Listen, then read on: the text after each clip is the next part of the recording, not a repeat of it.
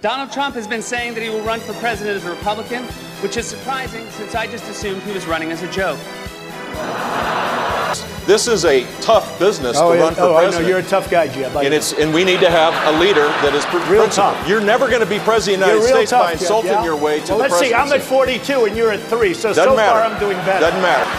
Well, at real Donald Trump, at least I will go down as a president. Well, it's very good news if you're in the Hillary Clinton camp. So not only are they forecasting a Hillary Clinton win, they're forecasting a pretty big blowout. They actually go state by state and look at these economic variables, and they're showing 332 electoral votes for Clinton and only 206 for Trump. So that's a pretty big win for the Clinton camp. I mean, right now, a historic moment. We can now project the winner of the presidential race. CNN projects Donald Trump wins the presidency. The business tycoon and TV personality capping his improbable political journey with an astounding upset victory. Donald J. Trump will become the 45th president of the United States, defeating Hillary Clinton in a campaign unlike anything we've seen in our lifetime. So, like me, you're probably wondering how this even happened.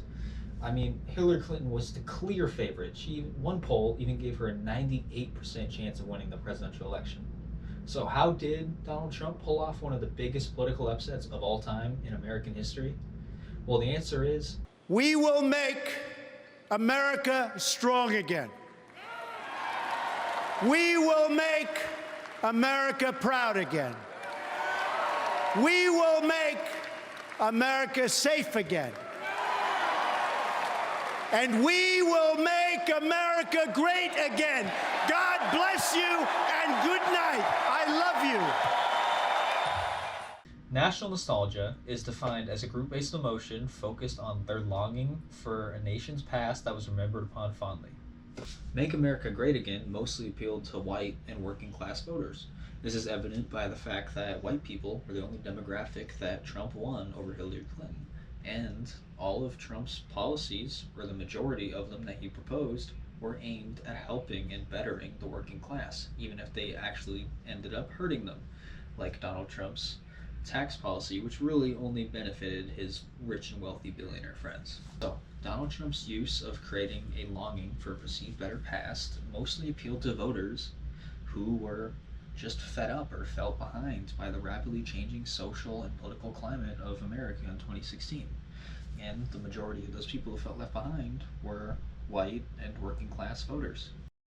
Donald Trump loves to cherry pick examples. Like, he commonly mentions how our nation is under attack by immigrants from Mexico, or even proposed a Muslim country ban, which would ban people from Muslim countries entering the United States. He blamed certain demographics for America's problems.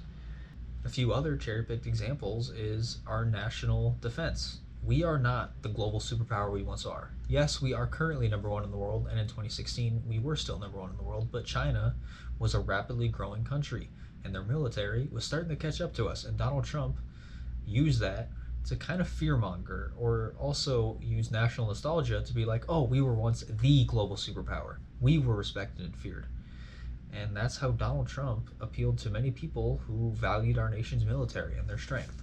Donald Trump also used issues like economic insecurity to appeal to working class voters who felt like they could be threatened by that economic insecurity.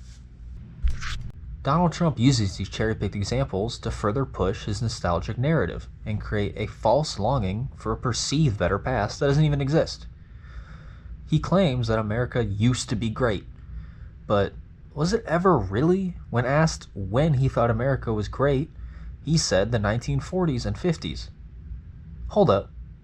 What are you talking about? America was awful back then, and I'll get to why. Donald Trump's vision of a better past, which is in the 1940s and 50s, is absurd. America is a much greater country in 2016 and 2024 than it was in the 1940s and 50s. I mean, during that time period, America was only great for white men, or just white people in general. They are the only ones who had like actual rights. I mean, the 1940s and 50s were an awful time to live in if you weren't white. I mean, the country was full of systemic and societal racism that oppressed black people and other minorities for decades, even after segregation ended. Sexism is terrible. I mean, women were frequently abused in the household. They're treated like property. Women weren't even allowed to have their own bank accounts or open their own bank accounts until the 70s. It's ridiculous. All not to mention the anti-LGBTQIA beliefs. Donald Trump's idea that America is no longer great is just bull. It's bull. I would argue that America is a greater country today than it was in the 40s and the 50s. It's not even close. He cherry picks examples to show why that we did some things better in the past while ignoring all the progress that we have made as a country. The idea that America is no longer great is a lie. Donald Trump cherry picks examples of things we might have done better back then to use them as an argument to be like, oh, America is no longer great and I need to make it great again. Well, guess what, Donald? America was never great. I would argue that it is great now because of all the progress that we have made as a country. We can now call ourselves the land of the free and the home of the brave. Well, back then, the people who were free were white men. That's it. Donald Trump also used national nostalgia in the 2024 election to secure his victory over Kamala Harris, and I think he used it in a much better way. Donald Trump blamed the effects of COVID on our economic and societal changes on the Democratic Party, which were in power. He used this to his advantage. Kamala Harris and Joe Biden are not a very popular administration, and the American people are not very fond of them. Although I think they did a good job cleaning up the mess that they were given when they were put in power, most of the American people don't see it that way because these problems were more evident under their presidency than Donald Trump's. Donald Trump created national nostalgia for a pre-COVID world that helped secure him the victory in the 2024 election. And he didn't just win. He finally won the popular vote, which he failed to do in 2020 and 2016, and just won in an electoral college landslide. Compared to Donald Trump, Hillary Clinton is the ultimate insider. While Donald Trump is a political outsider, Hillary Clinton has been a lifelong politician, and her husband, Bill, has also been a lifelong politician, as he was one of the presidents of the United States from around 1992 to 2000. Also, in the eyes of the American people, Hillary Clinton is not a trustworthy individual. I mean, why should be? She lied several times. Her email scandal came out. Her husband, Bill, was impeached by the House. He also lied to the nation several times. He did have sexual relations with that woman. And even after the 2016 election, more was revealed. Bill Clinton was definitely in cahoots with Jeffrey Epstein. I mean, he's literally on the flight logs. He was a good friend of Epstein. He's also a notorious pervert. Like, the Clintons are not trustworthy, while Donald Trump is a political outsider who threatens to tear down the political establishment that only supports the will of the rich and elite corporations instead of the will of the American people. The lifelong politicians that have been in power just ignore the American people. They don't do anything to help them. And Donald Trump knew that, and that's how he influenced a lot of the voters. Donald Trump's nostalgic vision of America struck a powerful chord with voters, alienated by modern social and economic shifts. By painting a false picture of an allegedly greater past, Trump promised to restore America to a former glory that, while emotionally appealing, overlooked the complexities and inequalities of that era.